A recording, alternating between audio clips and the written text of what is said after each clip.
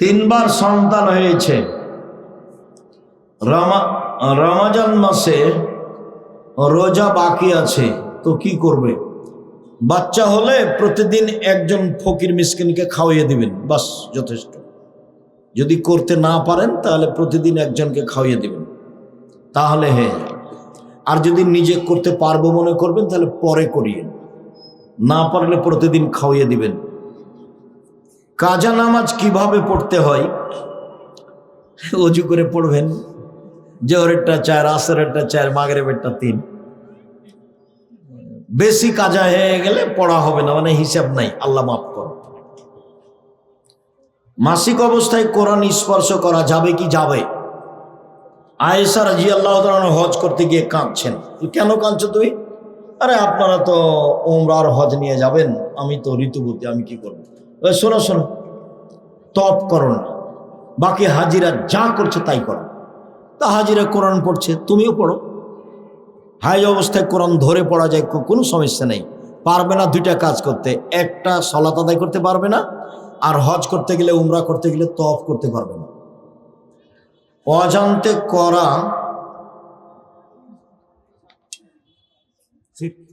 শিরক এর গুনাহ কি মাফ হবে? অজান্তে করার জন্য একটা দোয়া আছে, যে বিষয়ে আমার জ্ঞান নেই সেটা তুমি মাফ করো, এভাবে দোয়ার বই দোয়াটা দেওয়া আছে। গাছের মেহেদি বানিয়ে পায়ে দেওয়া যাবে কি? একবারে জরুরি। মেহেদি হাতে দিবে মহিলারা, পায়ে দিবে, পায়ে দিবে, হাতে দিবে, জরুরি ভাবে। রাসূল দাড়িতে দিয়েছেন, আমরা দিতে পাবো না তো? আল্লাহ রাসূল তো বলেছেন মহিলারা হাইজ হয়ে যখন পবিত্র হবে তখন লজ্জা স্থানে আতর ব্যবহার করে। তো নবী তো আতর দাড়িতে দিয়েছেন, তাহলে বোকামি কথা। দাড়িতে দেওয়া সুন্নাত, হাইজ থেকে পবিত্র হলে লজ্জা স্থানে আতর ব্যবহার করা সুন্নাত। মহিলারা সুন্দরতার জন্য নখে মেহেদি লাগাবে, পায়ের নখে লাগাবে সুন্দরতার জন্য, হাতের নখে দিবে, আরো গায়ে হাতে যেখানে দিলে ভালো লাগবে সেখানে লাগাবে। আসসালামু আলাইকুম হুজুর, আমার একটা প্রশ্ন। কুকুর বা ছবি মূর্তির মতো দ্বারের ঘরের ভিতরে বিড়াল থাকলেও কি রহমতের ফেরেশতা ঘরে প্রবেশ করবে না? জি না, বিড়ালের ব্যাপার আল্লাহ রাসূল কিছু বলেন, কুকুরের ব্যাপারে বলেছেন। বিড়াল তো থাকবে, বাড়িতেই থাকবে। আসসালামু আলাইকুম শেখ, আমরা গ্রামের মানুষ, বাড়িতে টিউবওয়েলে অনেক সময় দাঁড়িয়ে এক হাত দিয়ে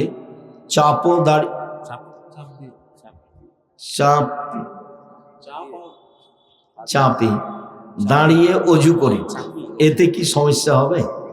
হ্যাঁ, কোনো সমস্যা নেই। দাঁড়িয়ে উজু করেন এক হাত দিয়ে চেপে, ওই সিরিয়াল ধোয়া যেন সিরিয়াল থাকে, দাঁড়িয়ে উজু করাতে কোনো সমস্যা নেই। আসসালামু আলাইকুম প্রিয় ওস্তাদ, আল্লাহর জন্য আপনাকে ভালোবাসি। জনৈক বক্তা বলেন হাত তুলে দোয়াতে যে আল্লাহ আমাদের সবটুকু নবী করিম সাল্লাল্লাহু আলাইহি সাল্লামের রওজা মুবারকে পৌঁছিয়ে দাও। এইটাই কতটুকু সত্য? একেবারেই মিথ্যে, ডাহা মিথ্যে। রওজা মুবারকে আমার সব পৌঁছে দেওয়ার কোনো দরকার আছে? রাসূলের সওয়াবের অভাব হয়েছে? আমি নিজে বিপদে পড়ে আছি, আমি একেবারেই বোকামি কথা। রাসূলের জন্য দুরূদ পড়তে হবে। রাসূলের জন্য কি পড়তে হবে? দুরূদ পড়তে হবে। আর আজানের পরে ওই দোয়া পড়তে হবে, আল্লাহুম্মা বাহাজি দাওয়াত তাম্মা।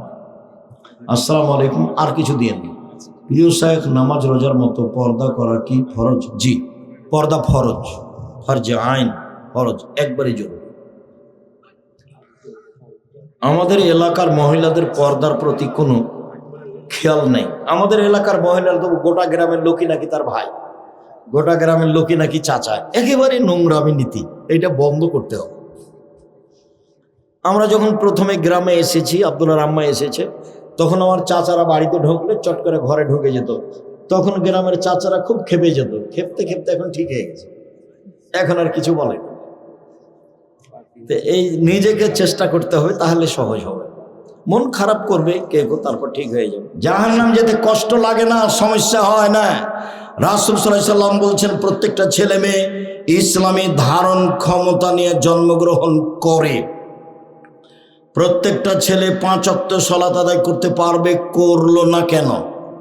প্রত্যেকটা ছেলে এশার সালাত আদায় করে বাড়ি চলে যেতে পারবে, গেল না, দোকানে বসলো কেন? প্রত্যেকটা মেয়ে নখ কেটে ছোট করতে পারবে, নখ বড় রাখলো কেন? নখে নেল পালিশ লাগালো কেন? ইহুদি খ্রিস্টানদের পতিতালয়ের মেয়েরা নখে নেইল পালিশ দেয়, ইহুদি খ্রিস্টানদের পতিতালয়ের মেয়েরা নখে নেইল পালিশ দেয়। ভুরু তুলে চিকন করলো কেন? দাঁত ছিলে চিকন করলো কেন? মাথার সামনের চুল ছোট করলো কেন? পুরুষের পোশাক শার্ট প্যান্ট পরেও বাজারে যায় কেন? ভ্যানিটি ব্যাগ কাঁধে করেও বাজারে যায় কেন? ওর স্বামী নেই, ওর বাপ নেই, ওর মানেও গেল কেন? রাসূল সাল্লাল্লাহু আলাইহি সাল্লাম বলছেন ওর বাপ মা ওকে যেতে বলেছে, সেই জন্য গেছে। আমি বলিনি, আল্লাহ রাসূল বলছেন ওর বাপ মা। ওর বাপ মা ওকে ইহুদি করেছে, ওর বাপ মা ওকে খ্রিস্টান করেছে, ওর বাপ মা তাকে আগুন পূজক করেছে। ওর বাপ মা যেভাবে গড়ে তুলেছে, ছেলে মেয়ে সেভাবে গড়ে উঠেছে। চাঁপাইনবাবগঞ্জের ভাষায় সঙ্গ দোষে লোহা ভাসে। লোহা পানিতে ছেড়ে দিলে ডুবে যাবে, কিন্তু লোহা যদি কাঠের সাথে লাগিয়ে দেওয়া হয় তাহলে ভাসবে। এর বাপ মা হচ্ছে সঙ্গ, সবচেয়ে কাছের মানুষ পিতামাতা। তার পিতামাতাই তাকে পশু বানিয়েছে, সেই জন্য পশু হয়েছে। বুঝেও বুঝে না ওরা, অন্তর আছে বুঝে না, দেখেও দেখে না ওরা, চক্ষু আছে দেখে না, শুনেও শোনে না ওরা, কান আছে শোনে না। উলাইকা কাল আনাম, তারা পশু প্রাণীর মতো, তারা গরু ছাগলের মতো, তারা কুকুর শ্রীগের মতো, বালু মাজাল বরং তার চেয়ে খারাপ। ভ্যানিটি ব্যাগ হাতে করে চলে গেল বাজারে আপনার মেয়ে, তখন সে পশু প্রাণী নয়, তখনও সে গরু ছাগল নয়, তখনও সে কুকুর শ্রীগাল নয়। তো কাকে আল্লাহ এ কথা বললেন? আপনি কে? আপনার স্ত্রী কে? একই শব্দ দুইজন। চলেন দেখি। আব্দুল্লাহ ইবনে ওমর রাদিয়াল্লাহু তাআলা আনহু বলেন, রাসূল সাল্লাল্লাহু আলাইহি ওয়াসাল্লাম বললেন, আর রাজুলু রাইন ফি আহলি বাইতিহি ওয়া হুয়া মাসউলুন আন রায়াতিহি। যে বাড়ির মালিক, ছেলে মেয়ের বাপ, স্ত্রীর স্বামী, তাকে তার ছেলে মেয়ে সম্পর্কে বিচারের মাঠে জবাব দিতে হবে।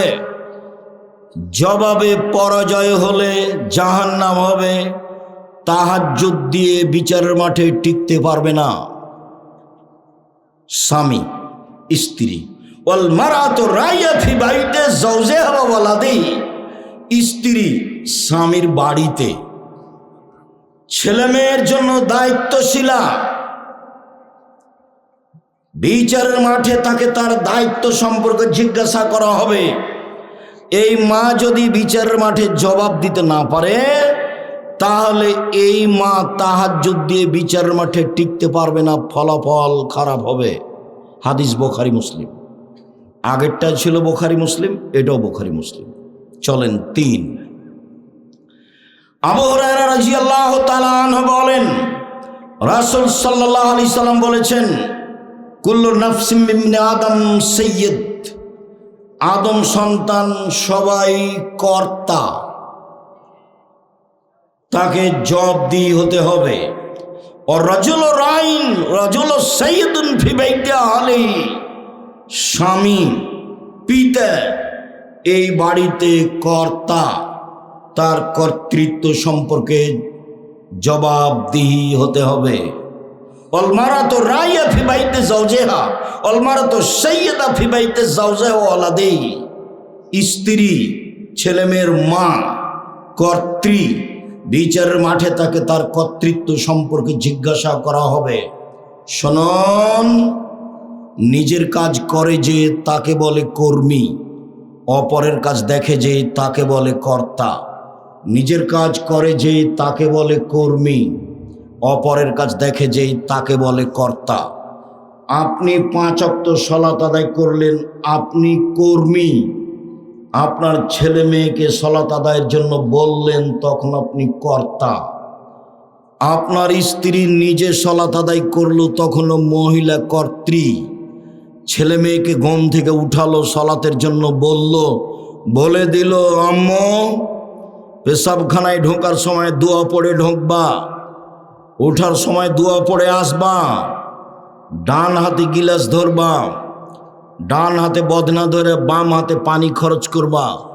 পানি খরচ শেষ হয়ে গেলে সাবান দিয়ে মাটি দিয়ে হাত মেজে নিবা। এইটা হলো মা। এখনো হলো কর্ত্রী। নিজের কাজ করে যে তাকে বলে কর্মী, অপরের কাজ দেখে যে তাকে বলে কর্তা। দেখি আপনার স্ত্রী বাড়িতে কি কর্ত্রী আর আপনি কি কর্তা। আপনার স্ত্রী বাড়িতে কি করে? ভালো করে রান্না করতে পারে সেই জন্য আপনি খুশি, আর আপনি একটা ভালো চাকরি পেয়েছেন সেই জন্য আপনিও খুশি। আরও ব্যাংকে চাকরি পেয়েছে সেজন্য লোন নিয়েছে, লোন নিয়ে আমনরাতে বা রহনপুরে বাড়ি করেছে 5 তলা, সবাই খুশি। ওই বাপ কি জানে যে ওর জানাজা হবে না? জানাজাই বাতিল। লোন নিয়ে যে বাড়ি করেছে ওর জানাজা হবে না। রাসূল সাল্লাল্লাহু আলাইহি সাল্লাম সলাতে সালাম ফিরার পূর্বে একটা দোয়া পড়তেন, আল্লাহুম্মা ইন্নী আউযু বিকা মিন আযাবি জাহান্নাম, আউযু বিকা মিন আযাবিল কবর, আউযু বিকা মিন ফিতনাতিল মাসিহিদ দাজ্জাল, আউযু বিকা মিন ফিতনাতিল মাহি ওয়াল মামাত, আল্লাহুম্মা ইন্নী আউযু বিকা মিনাল মা'সাম ওয়াল মাগরাম। তোমার কাছে বাঁচতে চাই বড় পাপ হতে, তোমার কাছে বাঁচতে চাই ঋণ কর্য হতে, আল মা'সাম ওয়াল মাগরাম। তোমার কাছে বাঁচতে চাই বড় পাপ হতে, তোমার কাছে বাঁচতে চায় ঋণ কর্য হতে। রাসূল সাল্লাল্লাহু আলাইহি সাল্লাম দিন রাত বলতেন, আল্লাহ তুমি আমাকে ঋণ থেকে বাঁচাও, আল্লাহ তুমি আমাকে ঋণ থেকে বাঁচাও। রাসূল সাল্লাল্লাহু আলাইহি সাল্লাম জানাজাতে দাঁড়িয়ে বলতেন, এই শোনো, এই লোকের ঋণ আছে নাকি? বলে আছে। ঠিক আছে, আমি গেলাম। কেউ পরিশোধ করার আছে? জি আছি আমি। ঠিক আছে, তুমি পরিশোধ করে দাও, জানাজা করালাম। এই লোকের ঋণ আছে? জি। কেউ পরিশোধের আছে? নেই। আমি চলে গেলাম, জানা যায় নাই তার। আর এখন তো লাশ রেখে চলছে ঘন্টার ঘন্টা বক্তব্য। আরো যদি দল পার্টি করে থাকে তাহলে আরো মরার সাথে সাথে তাকে জানাজা দিয়ে মাটি দিতে হবে, এটা আদেশ। আদেশ ধুয়ে মুছে গেছে। চাঁপাইনবাবগঞ্জের মানুষ বেশিরভাগ আহলে হাদিস, মানে হাদিস মেনে চলে। আমার 40 বছরের মধ্যে তারা কোনোদিন রাসূলের পদ্ধতিতে বিবাদ হয়েছে তা আমার জানা নাই। আর তাফসির মাহফিল করে, দুঃখিত আমি আপনাকে কষ্ট দিতে আসিনি। আমি রহনপুরের তাফসির মাহফিল জানি, আমি চাঁপাইনবাবগঞ্জের তাফসির মাহফিল জানি, ভালোভাবেই জানি। আমাকে সুলতানগঞ্জ গোদাগাড়ির এক তাফসির মাহফিলে আমার এক চাচাতো ভাই এসে বলছেন, মারা গেছে ও, বলছে আজকে রাত তাফসির করলো, এই তাফসির তোরা জানিস না। কি করলো? আরে তোরা জানিস না তো আর কি বলবো? আর কিছু বলবেন তো কি তাফসির করলো? তোরা জানিস না, অথবা ওই তাফসির তোদের বলা হবে না। কিছু বলেন শুনি কি তাফসির করলো। তখন বলছে, শোন, ছাড়বি না যখন, শোন কি বলেন দেখি। আদম আলাইহিস সালাম ঘুম থেকে উঠে দেখেন পাশে সুন্দরী টকটকে ঝকঝকে মহিলা। আদম আলাইহিস সালাম হাত বাড়ালেন, ফেরেশতা বললেন থামেন। আদম আলাইহিস সালাম বললেন, কেন? মোহর দিতে হবে। আদম আলাইহিস সালাম বলছেন, মোহর আবার কি? তখন ফেরেশতারা বলছেন, মুহাম্মদ সাল্লাল্লাহু আলাইহি সাল্লামের উপরে 1000 বার দরুদ পড়ে দিতে হবে। এই হলো মোহর। দুঃখিত, নাউজুবিল্লাহি মিন জালিক। পৃথিবীতে সবচেয়ে বড় শিক্ষিত মানুষ আদম আলাইহিস সালাম। আল্লাহ বলছেন কোরআন মাজিদে, আমি আদমকে সব কিছু শিখিয়ে দিয়েছি। পৃথিবীতে এমন কোনো জিনিস নাই, কীট পতঙ্গ নাই যেটা আদম আলাইহিস সালাম জানতেন না। পৃথিবীর সবচেয়ে বড় শিক্ষিত মানুষ আদম আলাইহিস সালাম, সব কিছু জানতেন। যাকে আল্লাহ সব কিছু শিখিয়ে দিলেন, তিনি বউকে কিভাবে হালাল করতে হবে সেটাই জানলেন না। ধর্ম পাগল হয়ে গেছে। धर्म राजशाही चांपाईगंज हवाई लड्डू, दोनों हाथ में लड्डू भाई, जो चाहे उसको खा ले, जो चाहे उसको छोड़ दे। बोल हिसाब এই তাফসীর মিথ্যা। মুফাসসিরকে 80 160 লাঠি পিটাতে হবে। এই যে বললাম, দেখি কোন মায়ের বেটা কোথায় এভাবে উল্টা ধরতে পারে। আমার হায়াত পর্যন্ত সময় থাকলো, যতদিন আমি বেঁচে আছি। উল্টা চলে কোনো লাভ নেই।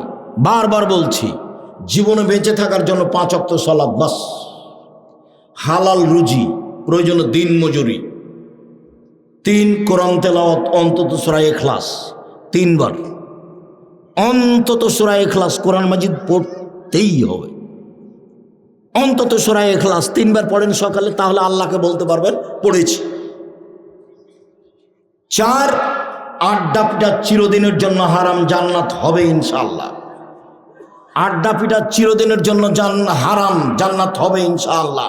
শুনুন সম্মানিত দিনী ভাই বোন, এতক্ষণ পর্যন্ত স্বামী স্ত্রী একসাথে ছিল ছেলে মেয়েকে লালন পালন করার জন্য, এবার শুধু স্বামী, শুধু পিতা, এরপরে শুধু মা আসবে এক সময়, এক খেলে চেয়ে থাকেন। আবু হুরায়রা রাদিয়াল্লাহু তাআলা আনহু বলেন, রাসূল সাল্লাল্লাহু আলাইহি সাল্লাম বললেন, মান ওয়ালাদালাহু ওয়ালাদুন ফালিহসান ইসমাহু, কারো যদি ছেলে মেয়ে জন্ম নেয়, পিতা যেন সুন্দর একটা নাম রাখে, আদাবাহু, তাকে যেন শিষ্টাচার শিখিয়ে দেয়। পিতার 1 নাম্বার জিম্মেদারি, ছেলের একটা সুন্দর নাম রাখতে হবে। আপনার ছেলের নাম এত বড় কেন? শেষে পীর ফকিরদের মতো আওলাদ রাসূল 3-4টা জড়িয়ে বলছেন।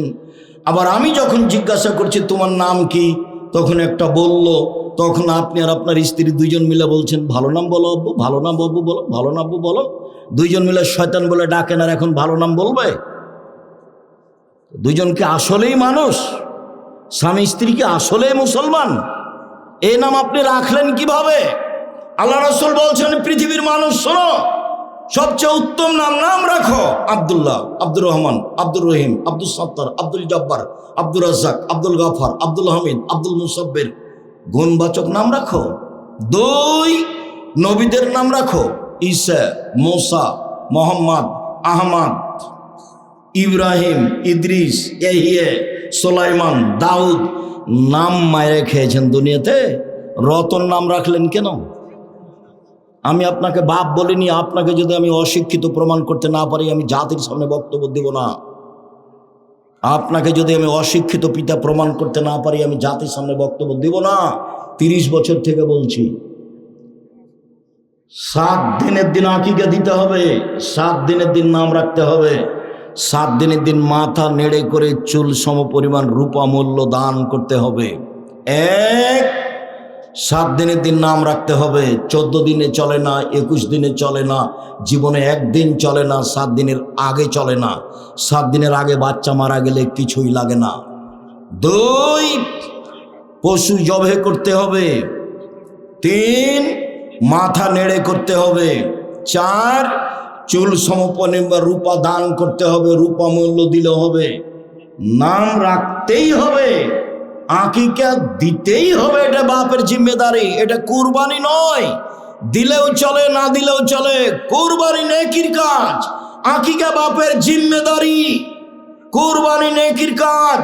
কুরবানি মানে চোখ ঠিকঠাক আছে কিনা দেখো, পা ঠিকঠাক সুন্দর আছে কিনা দেখো, দাঁত উঠেছে কিনা দেখো, কান সুন্দর আছে কিনা দেখো, লেজ ঠিকঠাক আছে কিনা দেখো, মোটা তাজা কিনা দেখো, গ্রামে ফকির মিসকিন আছে কিনা দেখো।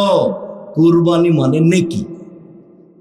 কুরবানি মানে এই এতগুলোর নাম কুরবানি। আকিকা মরা হোক, আধা মরা হোক, কানা হোক, ল্যাংড়া হোক, 2 দিনের হোক, মানে মরছে এখন মরবে, তাকে দিলেও চলবে, খালি জান আছে। এটা হলো বাপের জিম্মেদারি। 7ম দিনের দিন দিতেই হবে, কর্জ করে দিতে হবে, প্রয়োজনে ভিক্ষা করে দিতে হবে। এটা হলো উপার্জনের সবচেয়ে নিম্ন পর্যায়ের স্তর, সবচেয়ে সুন্দর স্তর ব্যবসা। তারপরেরটা জমি চাষ, তারপরেরটা চাকরি, তারপরেরটা দিনমজুরি, আর শেষে আছে ভিক্ষা। আসছে এক পর্যায়ে ছেলে মেয়েকে ভিক্ষা করে পড়াতে হবে। আসছে, দেখেন, আপনাকে আমি প্রমাণ দেখিয়ে ছাড়ব। শুনুন সম্মানিত দিনী ভাই বোন, ছেলে মেয়েকে শিষ্টাচার শিখাতে হবে। শিষ্টাচার কি জিনিস? শুধু নাম শুনেছি শিষ্টাচার, কোনোদিন বুঝিনি কাকে শিষ্টাচার বলে।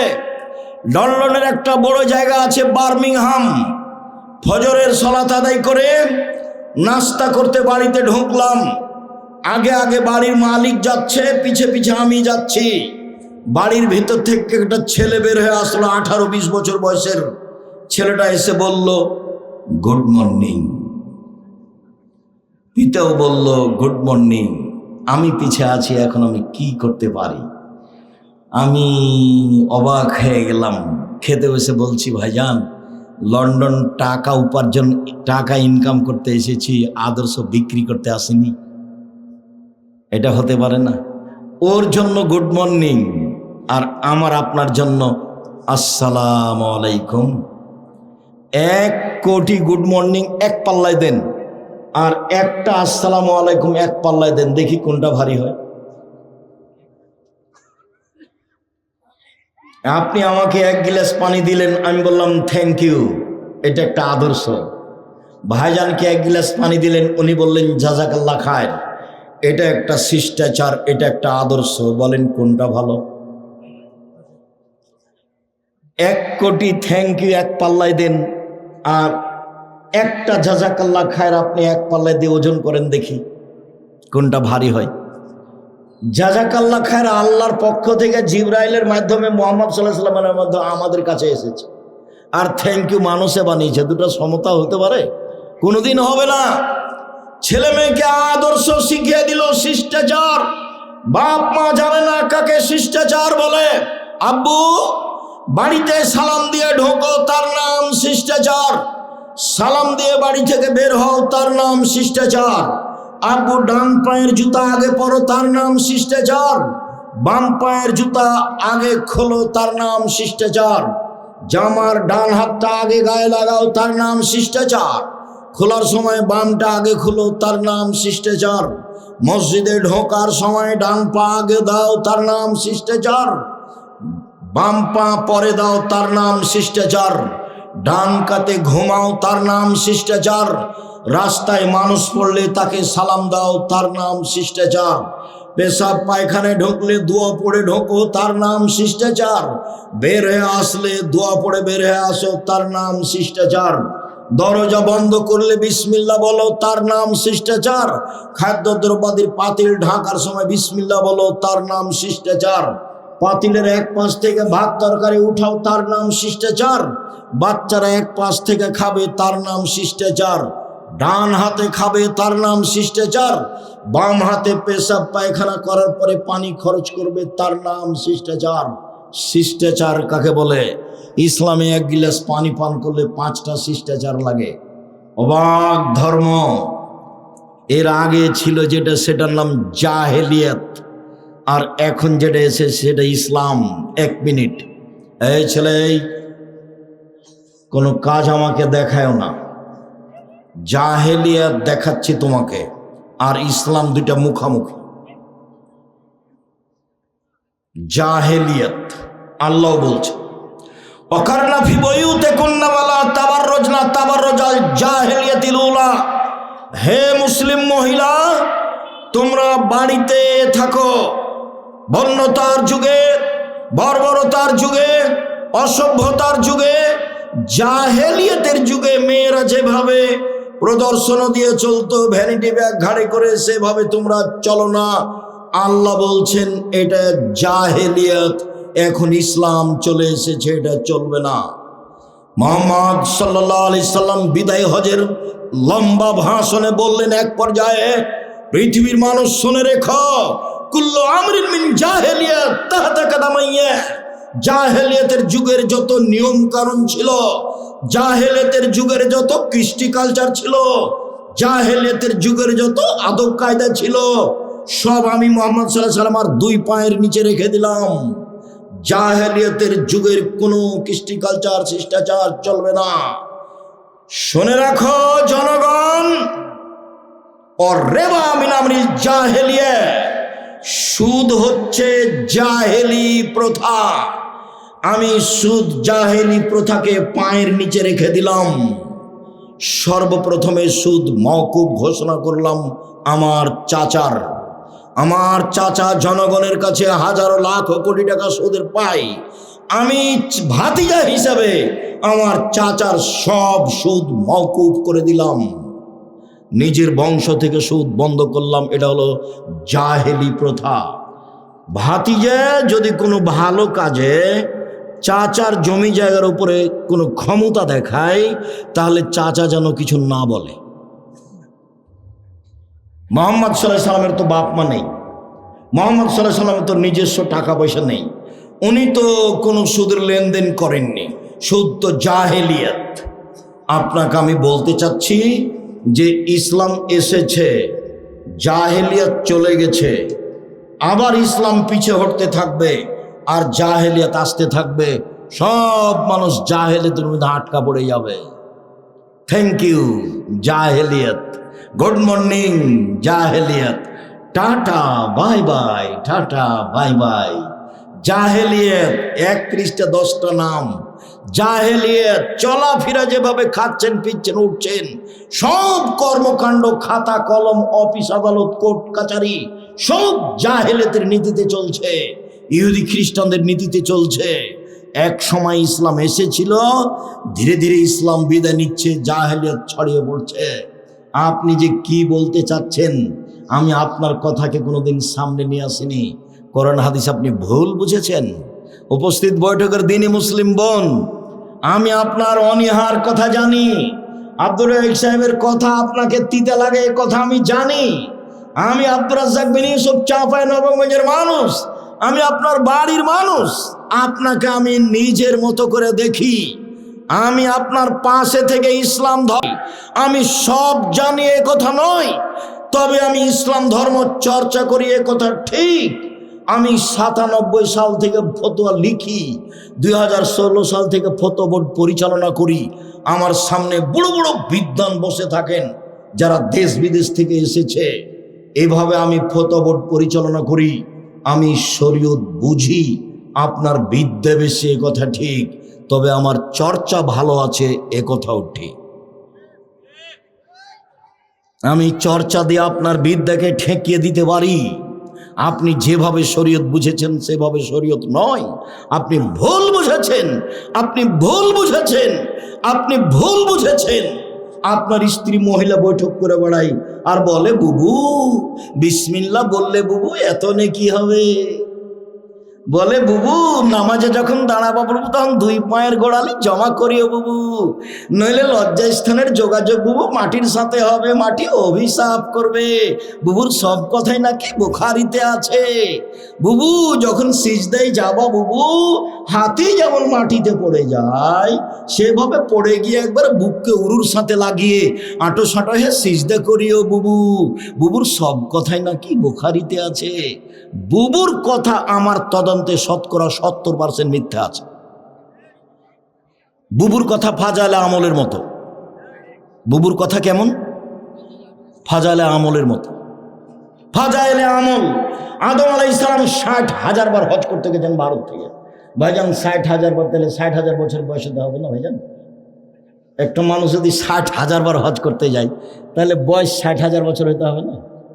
হজ তো বছরে একবার। তখন আমি এই মুফাসসিরের বক্তব্যকে আর ওই মহিলা বৈঠকের বুবুর ওই তাফসির মাহফিলকে, ওই বৈঠককে আমি বলেছি এগুলো হচ্ছে পুথির গানের মতো। পুথির গান মানে 6 মাসের রাস্তা মর্দ 6 দিনে গেল, ঘোড়ায় চড়িয়া মর্দ হাঁটিয়া চলিল, এলো পুথির গান। ফাতেমা কান দিয়া কয় আজ বুঝি হোসাইন কারবালাতে শহীদ হয়। ফাতেমা কান দিয়া কয় আজ বুঝি হোসাইন কারবালাতে শহীদ হয়। যেদিন হোসাইন কারবালার মাঠে ইরাকের মাটিতে শহীদ হন তার 49 বছর আগে ফাতেমা মারা গেছে। কতদিন আগে? 49 বছর আগে। কিভাবে ফাতেমা কেঁদে বলতে পারেন? আমার চাচাতো চাচা আমাদের গলিতে এই পুঁথির বই পড়তো। কি কথা আছে যে গনিয়া দেখে 40 মানুষ মরে কাতারে কাতার, লাখো লাখ কাতারে কাতার, গুনিয়া দেখে 40,000, মানে মরলো লাখ লাখ, কাতারে কাতার গুনিয়া দেখছে 40,000, মানে সবই মিথ্যা কথা। ঠিক এইরকমই আপনি আমার দিনী বোন, আমি আব্দুর রাজ্জাক বিন ইউসুফ চাঁপাইনবাবগঞ্জের মানুষ, আমি দিন ধর্ম নিয়ে চর্চা করি। আল্লাহ আমাকে এই বিষয়ে একটা ভালো স্থানে রেখেছেন। দেশের সবচেয়ে বড় প্রতিষ্ঠান পরিচালনা করি আলহামদুলিল্লাহ।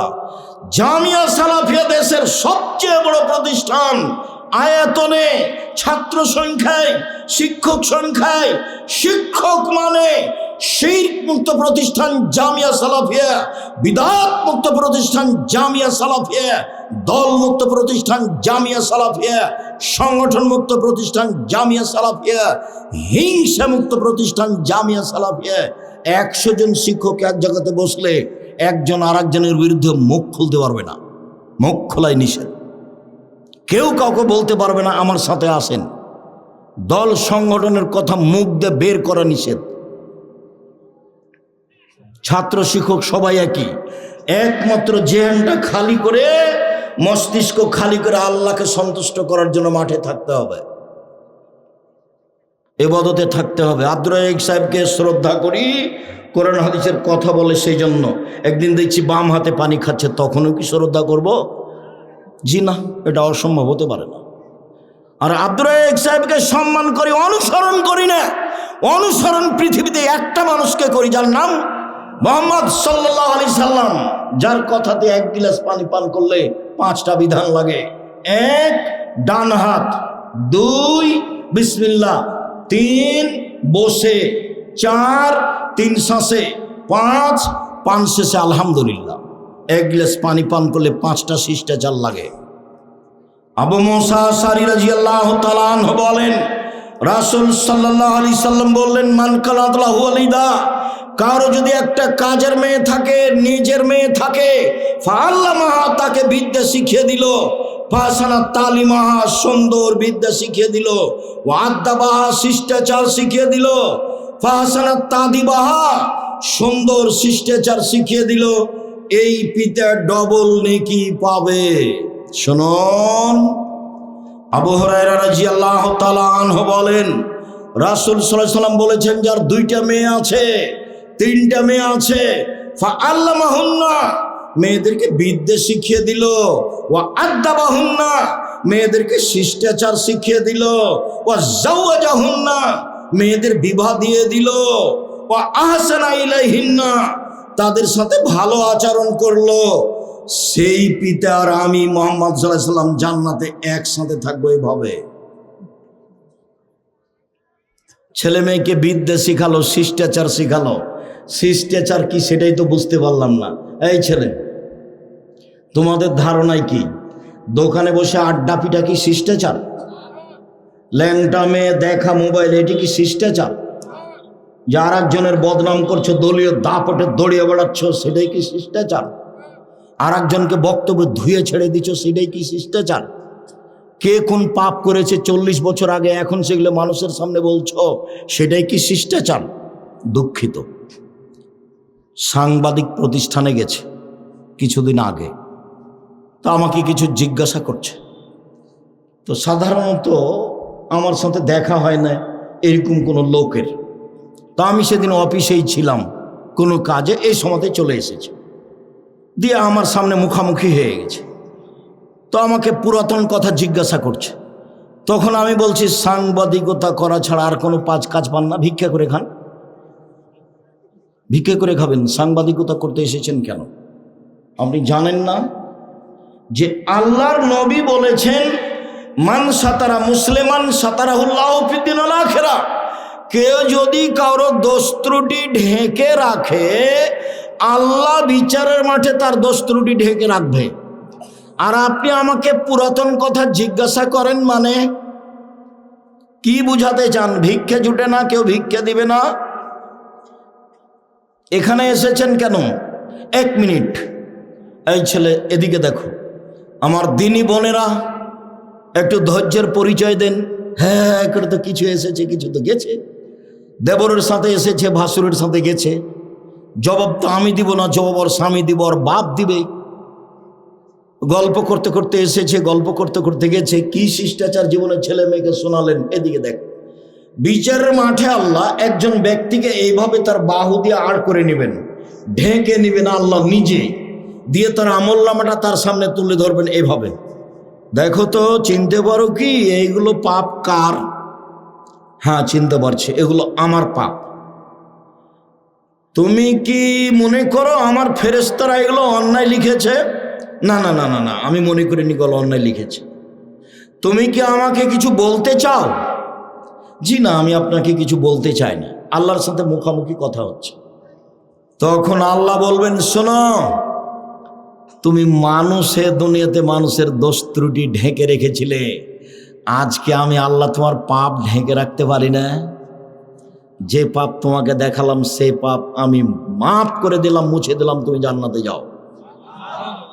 তুমি মানুষের দোষ ত্রুটি ঢেকে রেখেছিলে, সেই জন্য আমি তোমার দোষ ত্রুটি আজ কাউকে দেখতে দিব না।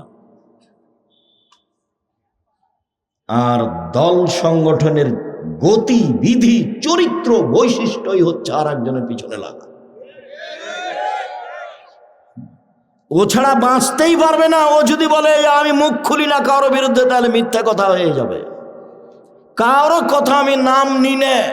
মুহাম্মদ সাল্লাল্লাহু আলাইহি ওয়াসাল্লাম বলছেন, পৃথিবীর মানুষ শোনো, আমি যখন বাড়ি থেকে বের হই তখন তোমরা কারো খারাপ কথা আমার সামনে বলতে পারবে না। আমি তখন ওই লোকটার ব্যাপারে খারাপ ধারণা করব, এটা আমি চাই না। পৃথিবীর মানুষ শোনো, আমি জানি আব্দুল্লাহ বিন উবাই বিন সালুল সবচেয়ে বড় মুনাফিক। আমি তাকে কোনোদিন নিজের কাছ থেকে বের করে দিইনি, আমি তার কোনোদিন বদনাম করিনি, আমি বের করে দিইনি। এই জন্য জনগণ বলবে যে মোহাম্মদ নিজের লোককে বের করে দেয়। হাদিস বুখারী মুসলিম। কি করলেন জীবনে? না নিজে কিছু শিখলেন, না ছেলে মেয়েকে কিছু শিখালেন, না নিজে কিছু হালাল উপার্জন করলেন, না ছেলে মেয়েকে হালাল উপার্জনের কিছু শিখালেন, না নিজে কিছু শিষ্টাচার শিখলেন, না ছেলে মেয়েকে শিষ্টাচার শিখালেন।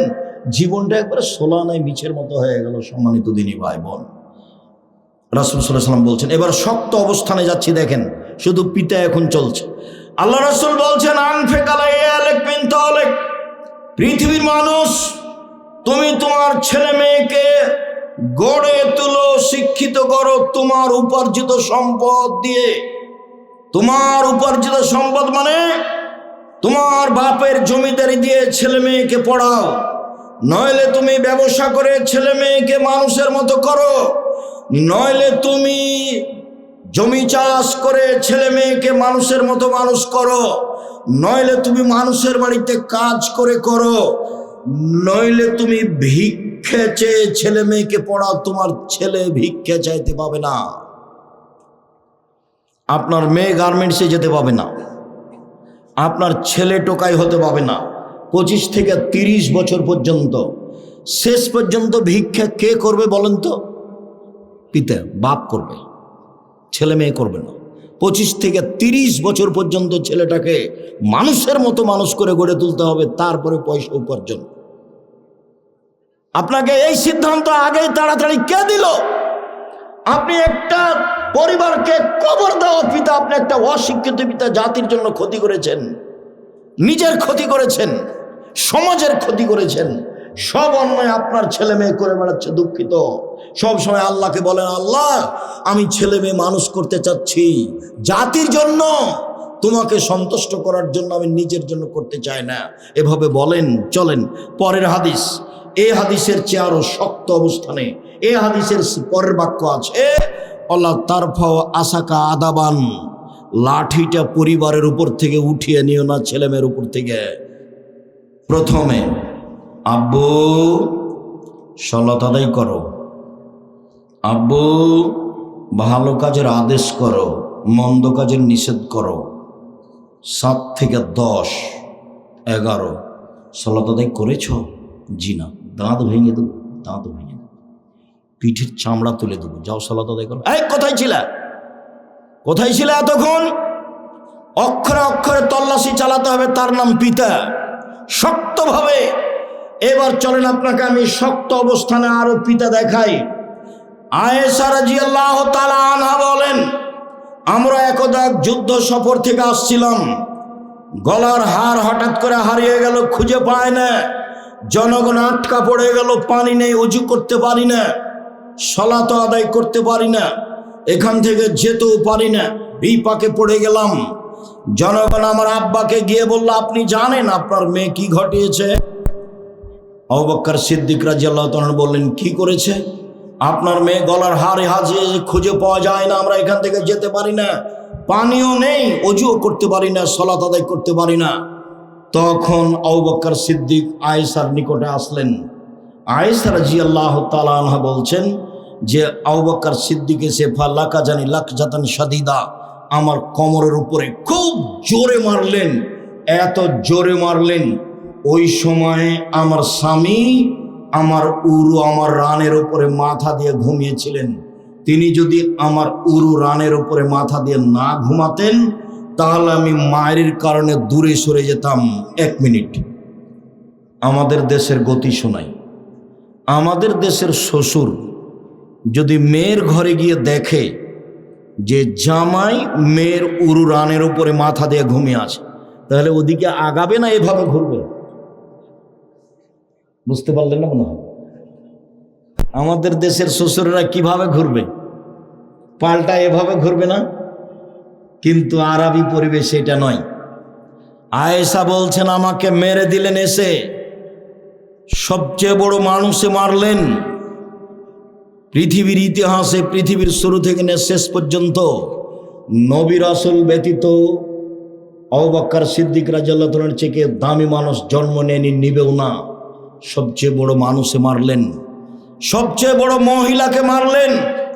পৃথিবীর ইতিহাসে মা হাওয়া থেকে শেষ পর্যন্ত আয়েশার মতো কোনো দামি মহিলা জন্ম নেয়নি, নিবেও না।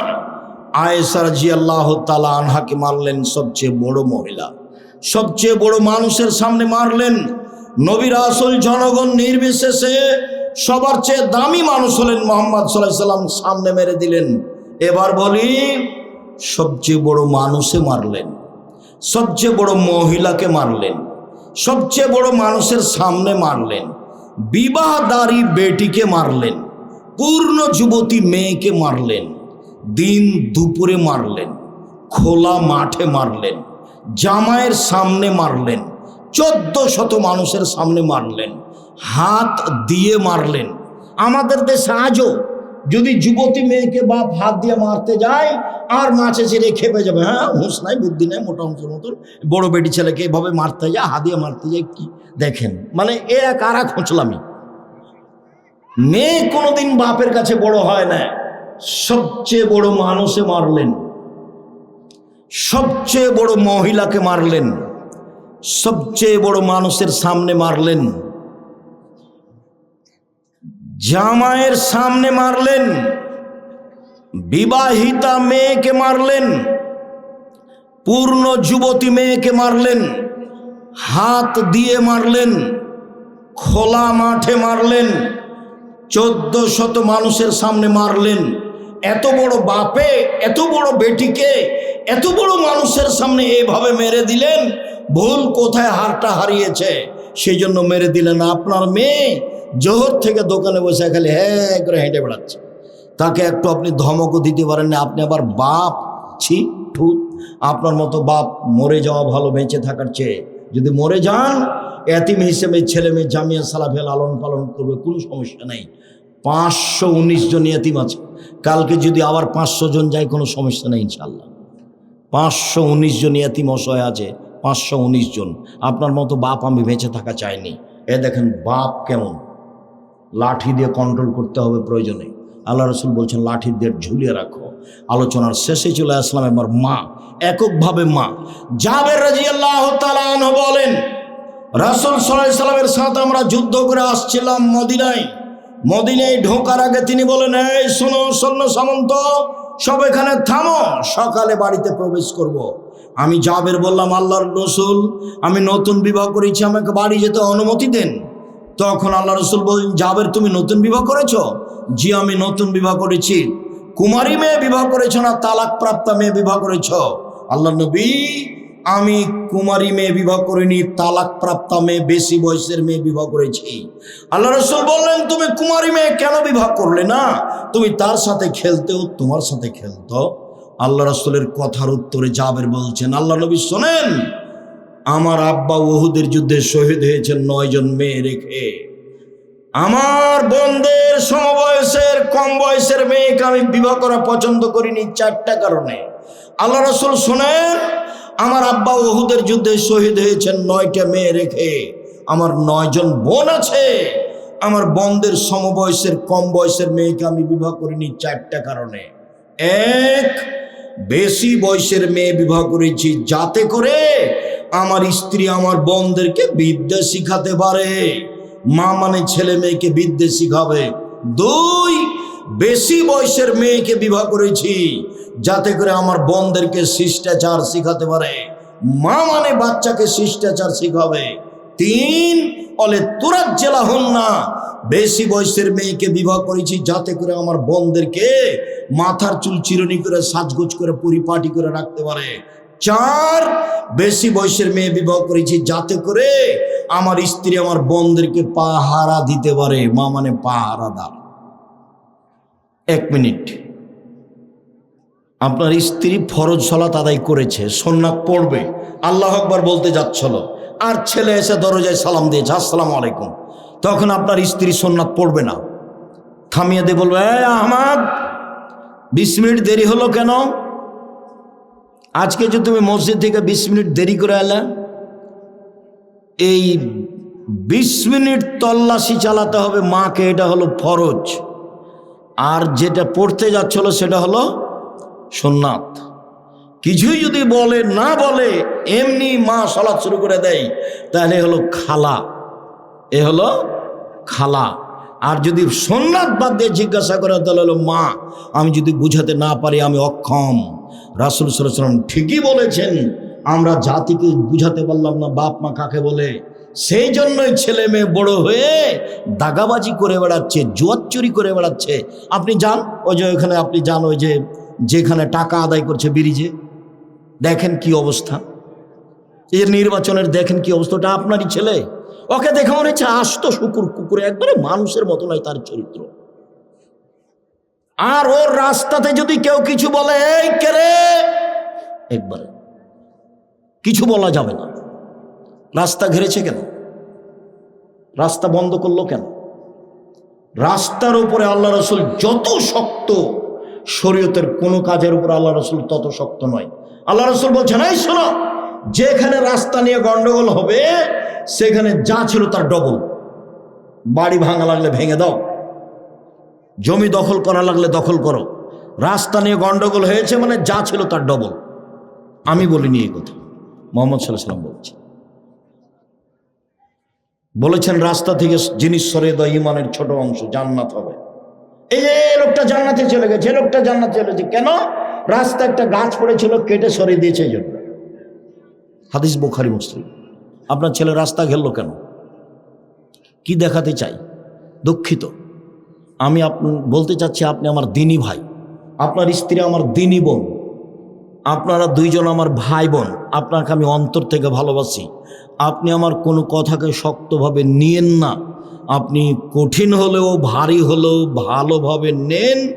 ছেলে মেয়েকে মানুষের মতো মানুষ করে গড়ে তুলেন, আদর করে তুলেন, না হলে শক্তভাবে গড়ে তুলেন, প্রয়োজনে পিটিয়ে গড়ে তুলেন। এই যে পৃথিবীর সবচেয়ে বড় মানুষ মেরে দিলেন, প্রয়োজনে পিটিয়ে ছেলে মেয়েকে লালন পালন করতে হয়। সম্মানিত দিনী ভাই বোন, বর্তমানে যে পরিস্থিতি এসেছে তাতে মানুষ পশু প্রাণীর দিকে আগিয়ে যাচ্ছে, কুকুর শ্রীগালের দিকে আগিয়ে যাচ্ছে, হায়ানার দিকে আগিয়ে যাচ্ছে। সম্মানিত দিনী ভাই বোন, এই ছেলেরা শোনো, তোমাদেরকে আবারও বলছি, দেখো, জাতির সাথে এভাবে সাথ দিও না। অল্প উপার্জন করো, 5 ওয়াক্ত সালাতে অভ্যাসী হও যে কোনো মূল্যে। এশার সালাত আদায় করে বাড়িতে ঘুমিয়ে যাও। দেখো, এভাবে বড় মোবাইল ব্যবহার করো না। দেখো, এভাবে মানুষের পিছনে ছোটাছুটি করো না। একটা সিগারেটের কারণে, 1 কাপ চায়ের কারণে এভাবে রাত রাত জেগে অন্যায় করে বেড়ায়ও না। ভুল হচ্ছে, দেখো ভুল হচ্ছে, দেখো ভুল হচ্ছে। সম্মানিত দিনী ভাই বোন, আমি আলোচনার শেষে এসে বলছি, আমরা চেষ্টা করছি জাতিকে পরকালমুখী করার আর রাসূলের আদর্শে গড়ে তোলার। মুখে বলছি, কলমে বলছি, মিডিয়ায় বলছি,